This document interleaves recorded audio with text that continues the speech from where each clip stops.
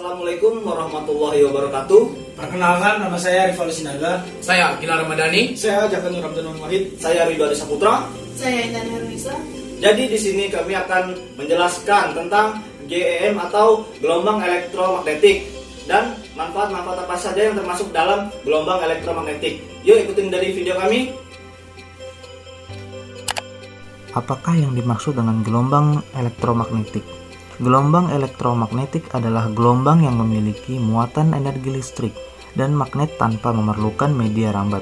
Artinya, gelombang elektromagnetik dapat merambat meskipun dalam ruang hampa. Gelombang elektromagnetik berbentuk seperti gelombang transversal pada umumnya, yaitu arah rambatnya tegak lurus terhadap arah getarnya. Dalam kehidupan sehari-hari, manusia banyak memanfaatkan gelombang elektromagnetik. Oleh sebab itu, mempelajari gelombang ini penting untuk dilakukan, khususnya jika Anda penasaran dengan cara kerja benda-benda seperti teknologi, rongsen, dan sinyal radio. Manfaat gelombang elektromagnetik. Yang pertama yaitu gelombang radio.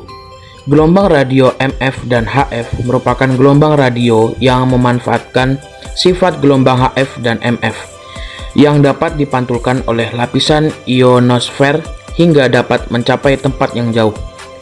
Gelombang radio UHF dan VHF untuk berkomunikasi satelit yang memanfaatkan sifat gelombang UHF dan VHF yang dapat menembus lapisan atmosfer hingga ke satelit.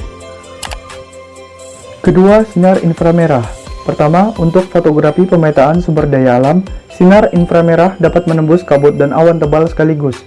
Kedua, sebagai fotografi diagnosa penyakit. Ketiga, mengeringkan cat kendaraan dengan cepat. Dan yang keempat, pada bidang militer dibuat teropong dengan inframerah guna melihat di tempat yang gelap atau berkabut sehingga memudahkan pasukan untuk mengintai.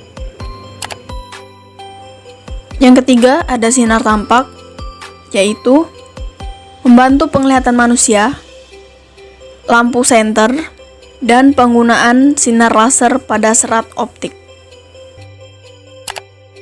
Yang keempat, sinar ultraviolet. Yang pertama, berguna untuk fotosintesis tumbuhan. Kedua, membantu pembentukan vitamin D pada manusia.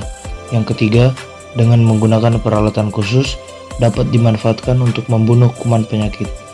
Dan yang terakhir, untuk memeriksa keaslian tanda tangan. Biasanya dimanfaatkan oleh bank. Kelima, gelombang mikro untuk menganalisa struktur atomik dan molekul, untuk mengukur kedalaman laut, dan digunakan pada rangkaian televisi. Yang keenam, sinar X. Dalam bidang kesehatan dimanfaatkan untuk melihat kondisi tubuh bagian dalam seperti jantung, tulang, paru-paru. Digunakan untuk analisa struktur bahan atau kristal.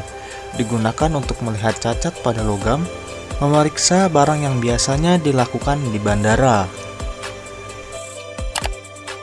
Dampak negatif gelombang elektromagnetik. Yang pertama, paparan radiasi sinar ultraviolet jenis B yang berlebih terhadap manusia dapat menimbulkan penyakit kanker kulit, katarak mata, hingga penurunan daya tahan tubuh manusia. Yang kedua, pulsa mikro dapat menimbulkan efek stres pada kimia otak manusia. Yang ketiga, radiasi HP dapat mengganggu gelombang otak dan menyebabkan seseorang mengalami sakit kepala, kelelahan, lupa ingatan, dan paling buruk adalah kanker otak. Mungkin cukup sekian video presentasi dari kelompok kami. Apabila ada salah kata, mohon dimaafkan. Sekian dan terima kasih. Wassalamualaikum warahmatullahi wabarakatuh.